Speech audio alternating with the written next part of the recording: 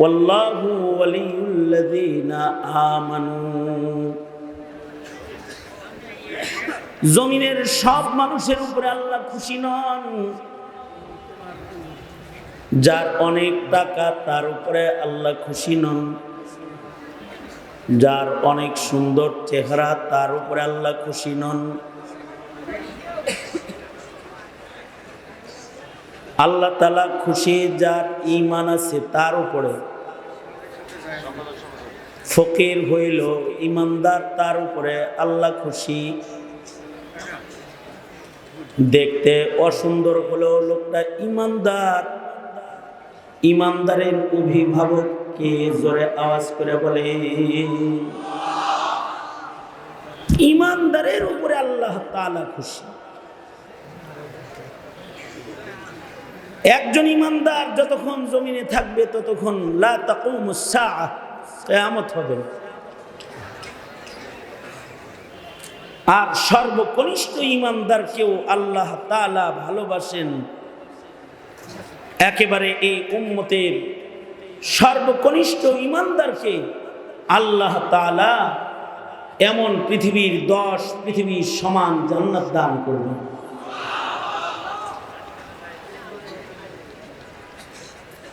এজন্য মুমিনের জিন্দেগীর সবচেয়ে বড় পাহারা হলো তার ঈমানের পাহারা। মুসলিম ভূখণ্ডের মুসলমানের সবচেয়ে বড় পাহারা হলো ঈমানের পাহারা। মাল দৌলতের পাহারা, ডিজিটাল ক্যামেরা, নিরাপত্তা বেষ্টনী মুমিনের আসল সম্পদের পাহারাদার না। মুমিনের আসল পাহারা হলো তার দৌলতে ঈমানের পাহারা। কারণ ঈমানের দৌলত নিয়ে যদি কেউ কবরে যায় তাহলে সে সফল হয়ে যায়। বাহিনীর দ্বারাই দেশের পাহারা হয়, গণভবনের পাহারা হয়, অফিস আদালতের পাহারা হয়, কিন্তু ঈমানের পাহারা যেটা, এটা রিজালুল্লাহ, আল্লাহ নির্বাচিত দল দিয়ে ঈমানের পাহারাদারি করতে হয়। এই কারণেই মুসলমানের মাটিতে যখনই ঈমানের উপরে আঘাত হয় তো পাহারাদাররা পাহারা দিতে রাজপথে বেরিয়ে যায়। এই পাহারাটা যারা বুঝে না তারা বলে মোল্লা রাজনীতি করে। খতিব সাহেব যখন মুসল্লিদের ঈমানের পাহারা দেয়, না বুঝা তার জেহালাত আর মূর্খতার কারণে সে বলে খতিব সাহেব রাজনীতি করে। আলেম দ্বীন জাতির সামনে বসে যখন ঈমানের কথা কয়, সে জাতির ঈমানের পাহারা দেয়। আর বেবুজ মূর্খ যারা, তারা বলে মৌলবী রাজনীতি করে, মৌলবী সরকারের বিপক্ষে কথা বলে। আলেম ওলামারা তো ঈমানের পাহারাদার। যুগে যুগে যত আলেম নির্যাতিত হয়েছে, যত আলেমকে জেল খাটতে হয়েছে, যত আলেমকে ফাঁসির রশিতে ঝুলতে হয়েছে, যত আলেম দ্বীনের রক্ত দিতে হয়েছে, সকল আলেমরাই ঈমান আর আমলের পাহারা দিতে গিয়ে তারা নির্যাতনের শিকার হয়েছে। কারণ জাতির ঈমান আমল ঠিক করার জন্য নবী আর আসবে না। আলেমরাই নবীজির রেখে যাওয়া আমানতের পাহারাদার। নবীরা জাতির ঈমান আমল পাহারা দিত, আর নবী আসবে না। কিয়ামত পর্যন্ত নায়েবে নবী আসবে। এইটা এই উম্মতের শান যে এই উম্মতকে আল্লাহ তাআলা নায়েবে নবী দান করেছেন। বাবা আদম থেকে শুরু করে ঈসা আলাইহিস সালাম পর্যন্ত কোন নবীর উম্মতের ভেতরে নায়েবে নবী নাই, কিন্তু আমাদের নবীর উম্মতের মধ্যে কিয়ামত পর্যন্ত নায়েবে নবী আল্লাহ দান করছেন, করবেন। কারণ এটা খাতমে নবুয়তের একটা দলিল। ঈমান আমল ইসরাফিলের বাঁশি পর্যন্ত পাহারা দিতে নবী দরকার হবে না। নায়েবরা কাফন পরে রাজপথে পাহারাদারিতে থাকবে, কোন নবীর জরুরত নাই, নায়েবরাই পাহারাদারি করবে। সেই পাহারাদারি তাবেঈন থেকে শুরু করে আজ পর্যন্ত চলে এসেছে, এবং এই পাহারাদারি করতে গিয়েই আলেমরা জেল খেটেছে। ইমামে আজম আবু হানিফা জেল খেটেছেন, তবে তাবেঈরা জেল খেটেছেন। কি কইরা? আমলের পাহারাদারি কইরা অথবা ইমানের পাহারাদারি কইরা। ইমাম সারাখসি 11 বছর জেলখানায় ছিলেন। হানাফি মাযহাবের গুরুত্বপূর্ণ উসুলের কিতাবগুলো ইমাম সারাখসির লেখা।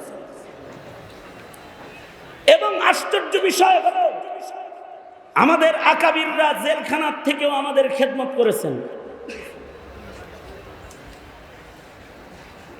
484 হিজরিতে ওফাত ইমাম সারাখসি। সেই 1100 বছর 1000 বছর আগের কথা। কি বলে জেলে গেলেন? জমানার বাদশাহ সে কুমারী মেয়ের সাথে, বান্দির সাথে যৌনাচার করবে। অর্থাৎ বান্দি তো ব্যবহার করা যাবে, কিন্তু এই বান্দিটা কুমারী বান্দি, এখনো পর্যন্ত তার মাসিক চালু হয় নাই, ঋতুস্রাব একবারও হয় না। সে এই কুমারী দাসীর সাথে নিজের খাহেশ মিটাবে, যার এখনো ঋতুস্রাব হয় না। ইমাম সারাখসি ফতোয়া দিলেন, যদি ঋতুস্রাব না হয় ওই বান্দির সাথে যৌন চাহিদা পূরণ করা তার মনিবের জন্য জায়েজ নাই। আগে একটা ঋতুস্রাব হইতে হবে, তাহলে বাচ্চা এটা পেটে যদি আসে বাচ্চা কার, পিতার পরিচয় নিশ্চিত হবে।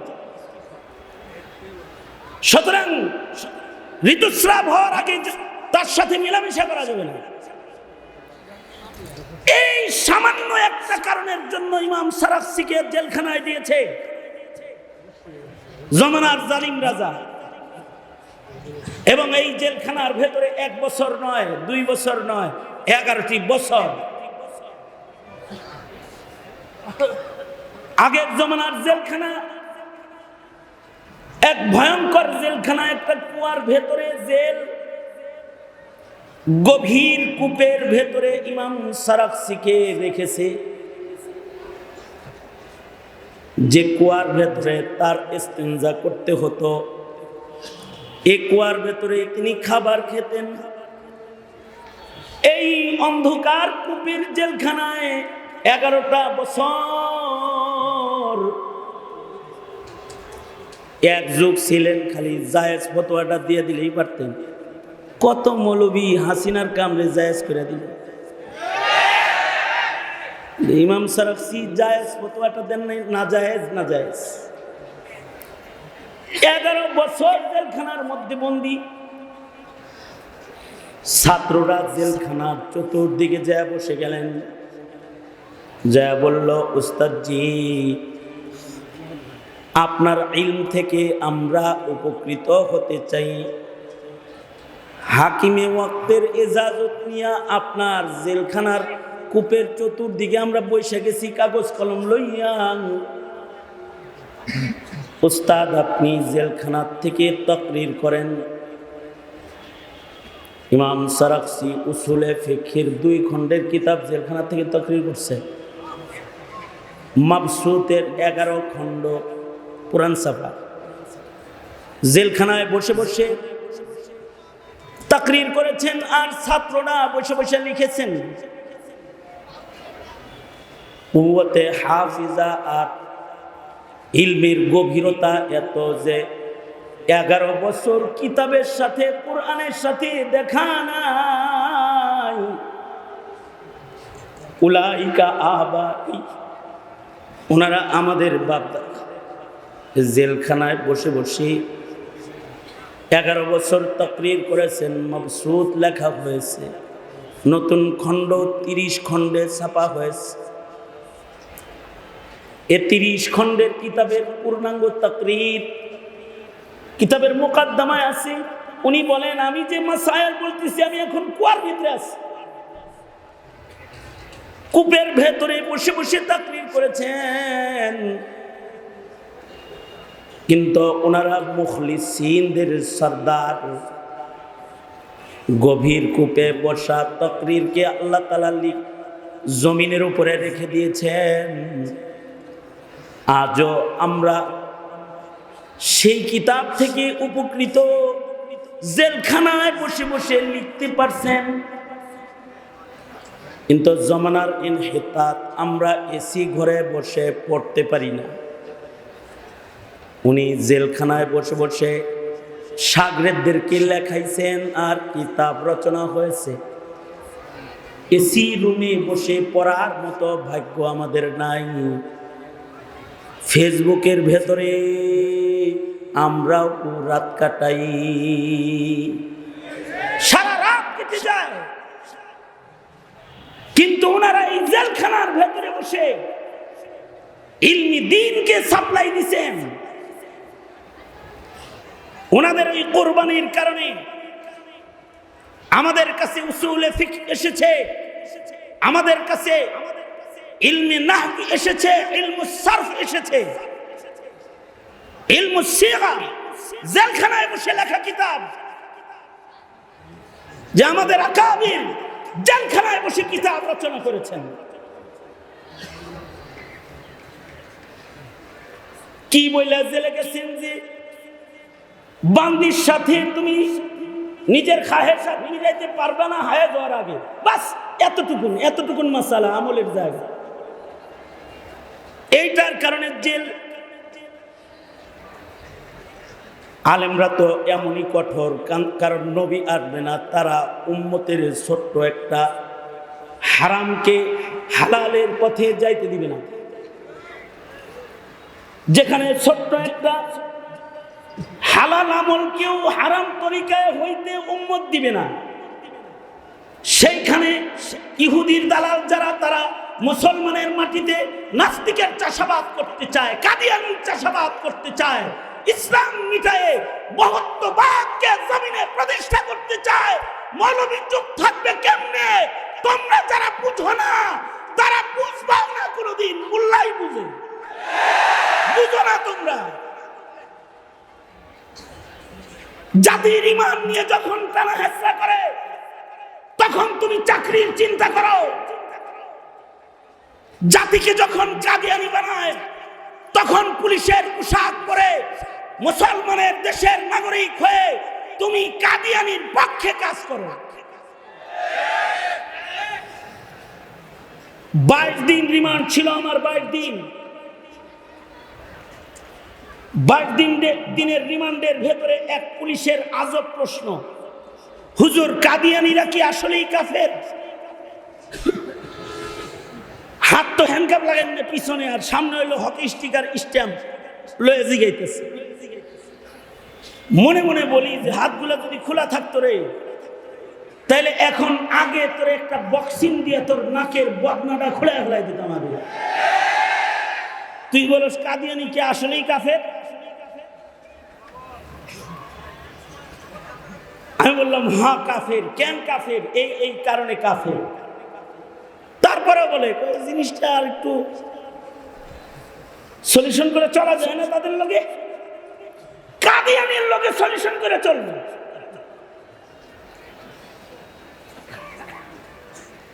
আমি মনে মনে অনেক কথা বললাম, কারণ মুখের ভাষা তখন ছিল না, জবানে ছিল তালা।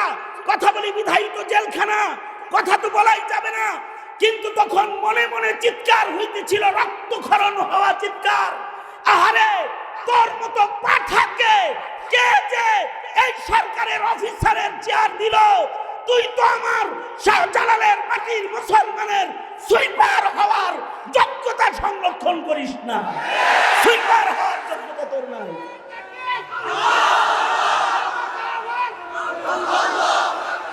যখন এই মাটির পুলিশ অফিসার কাদিয়ানি কাফের এটা জানে না, যখন এই মাটির ওসি ডিসি নাস্তিকের বিচার হওয়া উচিত জানে না, তখন তো নির্যাতন হবেই, তখন তো জেল জুলুম মাথা পেতে নিতেই হবে। প্রয়োজনে ফাঁসির রশিও নেওয়া লাগতে পারে। তবে হে নায়েবে নবীর কাফেলা, তোমাদেরকে বলছি, একটা হালাল কাজকে সুন্নত তরিকার বাইরে না করতে দিয়ে যদি 11 বছর সারাসি জেলে থাকতে পারে, ইমাম ইবনে তাইমিয়ার জানাজা যদি জেলখানা থেকে বের হতে পারে, সকাল বেলায় জানাজা বের হয়েছে, সন্ধ্যা বেলায় দাফন হয়েছে, লক্ষ লক্ষ নারী পুরুষ যদি ইবনে তাইমিয়ার দেহের উপরে, মৃত দেহের উপরে কাপড় ছোঁয়া, সে কাপড় ঘরে রাখাকে নিয়ামত মনে করতে পারে, তাহলে মনে রাখবে যারা ইমানদার তাদের জিন্দগি এমনই, প্রয়োজনে জেল হবে, প্রয়োজনে ফাঁসি হবে। বাতিলকে বাংলার মাটিতে প্রতিষ্ঠা করতে দেয়া যাবে না।